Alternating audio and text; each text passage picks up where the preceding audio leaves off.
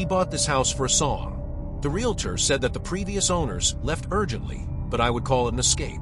All the furniture was left behind, sofas with stains, dishes in cupboards, even photos on the walls. I spent the first night brushing the sticky layer of dust off the wallpaper while my husband laughed. Relax, it's ours now. The strangeness started on the third day. I found a trapdoor in the living room under the carpet. A metal door with a rusty lock.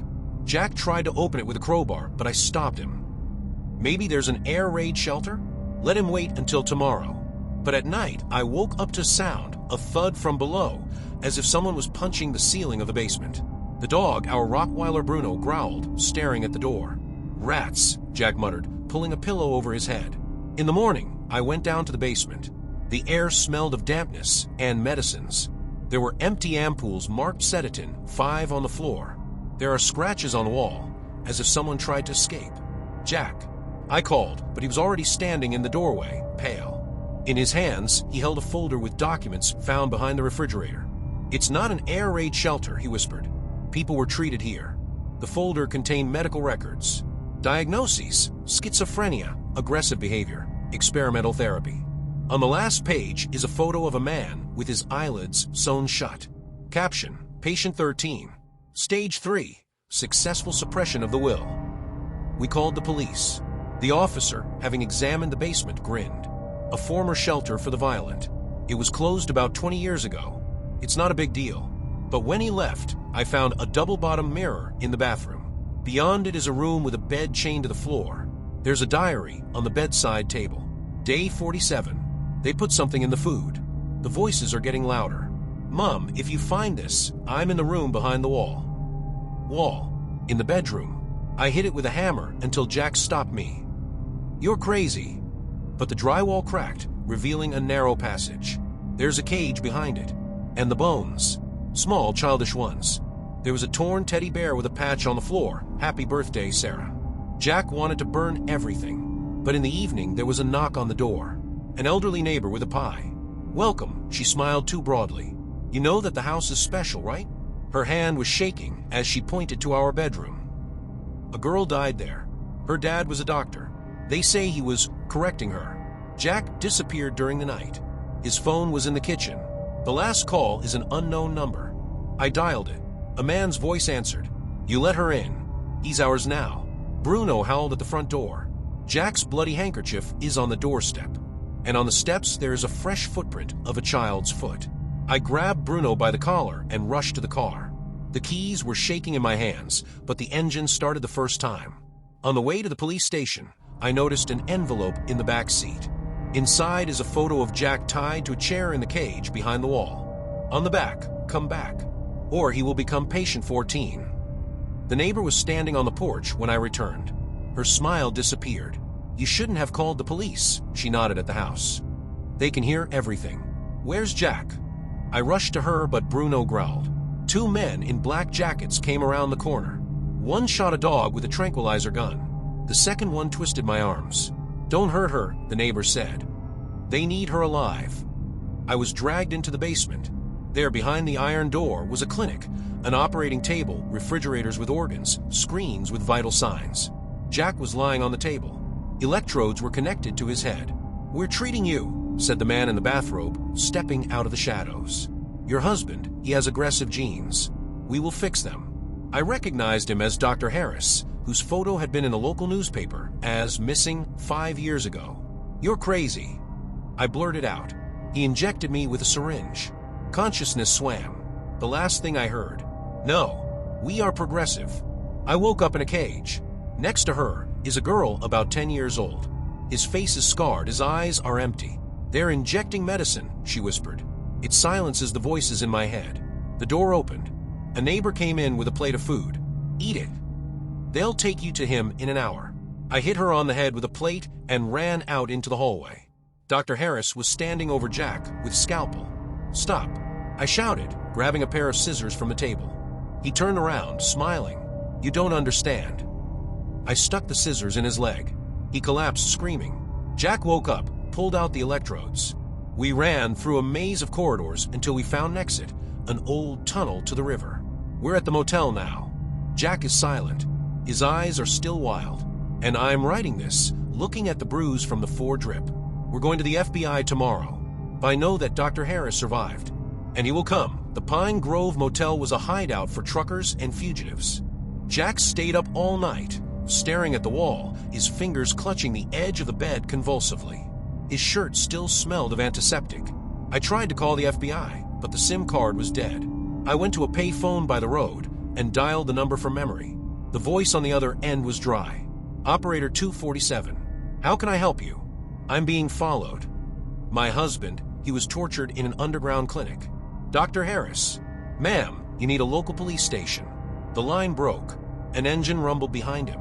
A black van drove slowly past, the rear windows blacked out. Bruno growled, pressing his paws against the glass of the room. When I returned, I found Jack in the bathroom. He was scraping at the wall with a knife, peeling off the paint. The numbers appeared under it, 14-7-9. It's a code, he whispered. From a laboratory. There were cells. I remembered the folder from basement. There was still a photograph of patient 13 in his pocket. On the back, in small print, the Omega Project. Control of aggression through suppression of the frontal lobes. Suddenly, there was a knock on the door. Through the peephole is a girl in a delivery service uniform. Pizza for Mr. Harris. The chilling silence.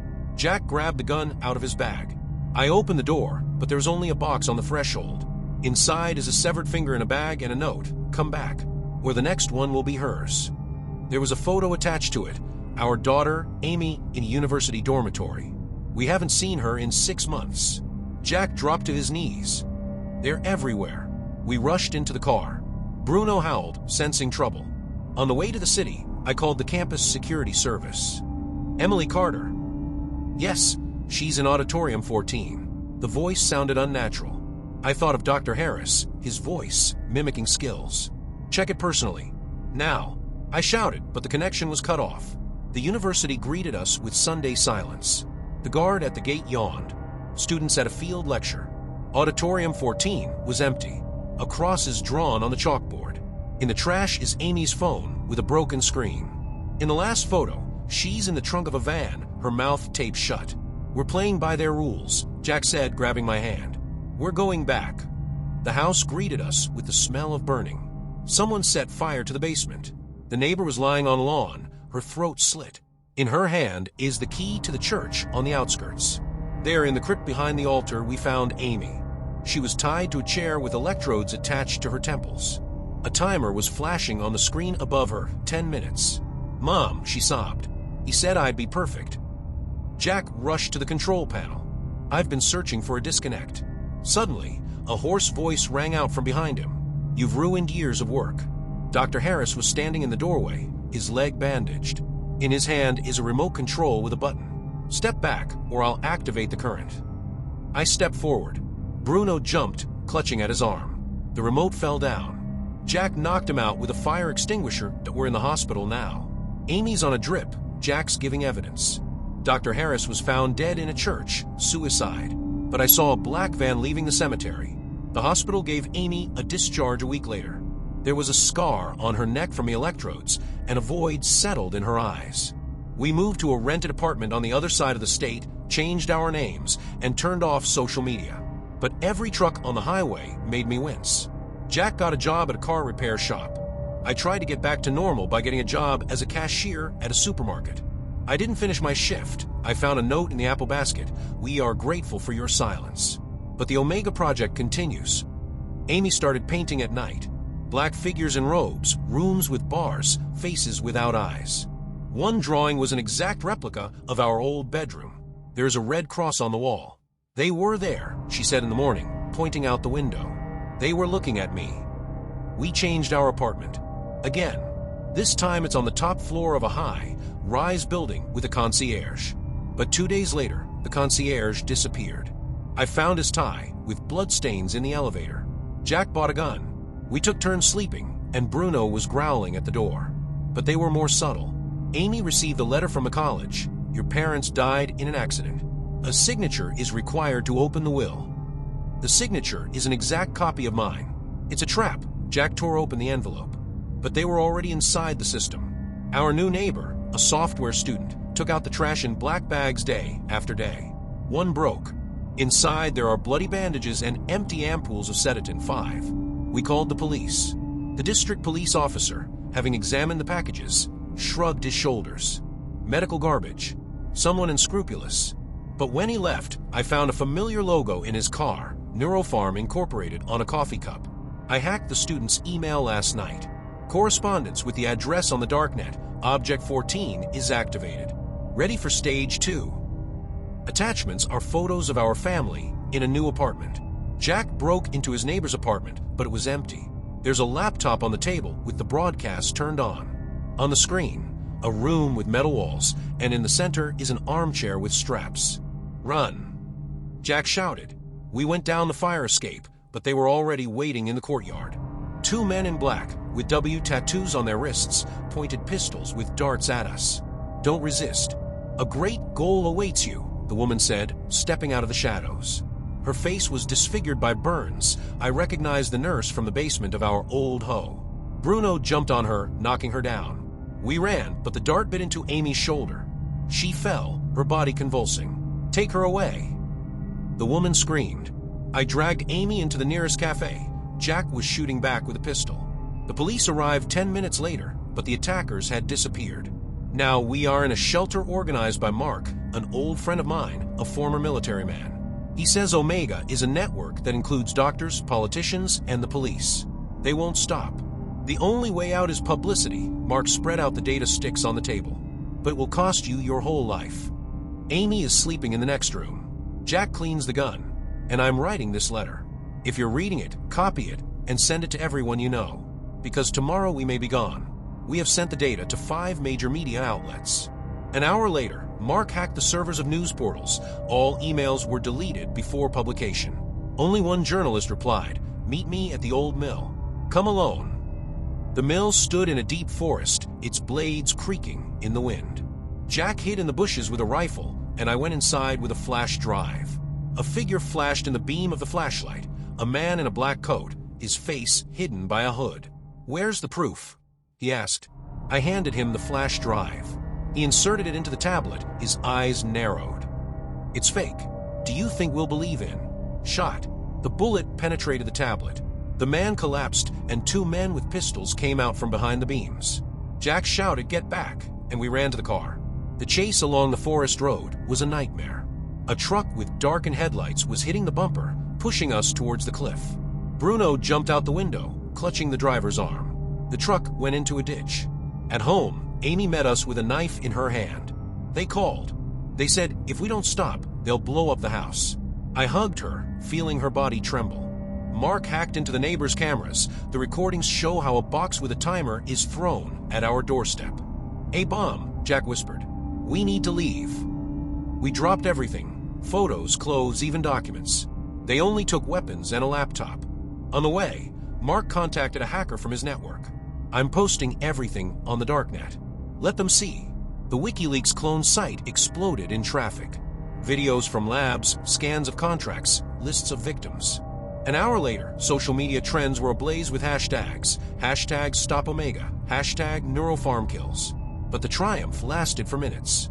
Our car was surrounded by police cars. "You're under arrest for cyber attacks and slander." The officer took out handcuffs. Mark, who was driving, suddenly accelerated.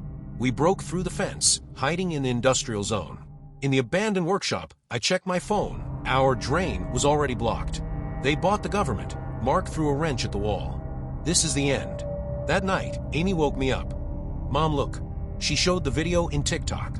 An enthusiastic blogger, a guy in his 20s, was analyzing our files live. "It's not fake. Look, here's Harris's signature." The comments multiplied. People demanded an investigation. By morning, a crowd had gathered outside the Neuropharm building. "We need to get there," Jack said, "before they cover their tracks." We broke into the office through the back door. The server room was empty. The hard drives had been removed. But I found a printout on the secretary's desk. Emergency evacuation. Destroy Object 14. Object 14 is an EMP. Suddenly the light went out. Sirens wailed and the doors locked. A voice from the speakers said, "You chose death." The darkness squeezed us like a boa constrictor. Amy clutched my arm, her breathing quick and ragged. Jack took out a flashlight. The beam picked out an emergency exit sign with a broken glass. "Over there." "Stop it," he shouted, pulling me along with him. We ran through the hallway, tripping over overturned chairs. The sirens were deafening, and a metallic voice was pouring out of the speakers. "Quarantine activated." The exit door was sealed with bars. Mark hit the lock with a fire extinguisher to no avail. "Ventilation," Amy whispered, pointing at the ceiling. "Do you remember the plan from a laboratory?" We climbed the pipes, peeling the skin off our hands. The mine smelled of burning and chemicals. Bruno was the last to get through, whimpering in fear. On the roof, the wind whipped my face. Below, at the main entrance, the crowd was boiling. Posters down with Neuropharm flashed in a lamplight. The police tried to restrain the people, but the wave of protests grew. "We'll have to jump," Mark pointed to the neighboring building. "The distance is 3 meters." Jack threw a plank from the roof. She buckled under his weight, but she held on. We crawled over like shadows until a shot rang out from below. "They're on the roof." Someone shouted into the radio. We went down the fire escape, mingling with the crowd. Amy grabbed a megaphone from a protester. "They're experimenting on humans." "There is evidence in this building." The crowd roared. People rushed to the doors, sweeping away the police lines. The windows of Neuropharm rang under the impact of stones. Mark pushed me toward the reporter's van. "Tell me." "Live broadcast." I grabbed the microphone, not recognizing my voice. "They kidnapped people. Tortured. They were killed. My daughter is one of their victims. Look at her." The cameras turned to Amy. She lifted her shirt, revealing the scars from electrodes. The crowd froze, then exploded into a roar. "Assault." "Stop it," someone shouted. The Neuropharm building fell in 2 hours. The protesters took out boxes of documents, hard drives, and vials of drugs. The police watched impotently. There were too many cameras, too many eyes. The next day, Neuropharm's CEO committed suicide. The suicide note contains a confession of all crimes. But we knew the truth. He was a small fish. We are in a different country now. Amy is studying to become a lawyer. Jack works with victims of medical experiments. Sometimes at night it seems to me that there is a black van outside the window. But it may be a trick of the light. It's been 5 years. We live in a small town near the mountains where the neighbors know each other by sight. Amy graduated from university and works as a lawyer defending victims of medical scams. Jack leads a group of volunteers who help survivors in experiments. I think we won, but the past won't let go. A woman came to us yesterday. Her face was hidden by a scarf, but her eyes were like Dr. Harris's, cold, bottomless. She held out an envelope. Inside is a photo of our old laboratory, restored under a new name, BioFuture Solutions. There is an inscription on the back. "They learn from mistakes. You are a lesson." Amy burned the envelope in the fireplace, but I noticed her hand was shaking. I checked the locks 3 times last night. Bruno, now gray-haired and lame, growled at every shadow. There was a bottle of pills in the mail this morning. Label, Sedatin 6. An improved formula. Inside is a note. "Thanks for the inspiration." We called the police. The policeman examined the bottle and shrugged his shoulders. "The usual vitamins. You're paranoid. But I know. They're back. And now they're smarter." Jack loads the shotgun in the garage. Amy is writing a letter to the Senate. And I'm sitting by the window, looking at the road. The black van is parked half a kilometer away. He's been standing there for 3 days. We will not escape. We're tired of running. If you're reading this, check your medications. And remember, monsters don't die. They are evolving.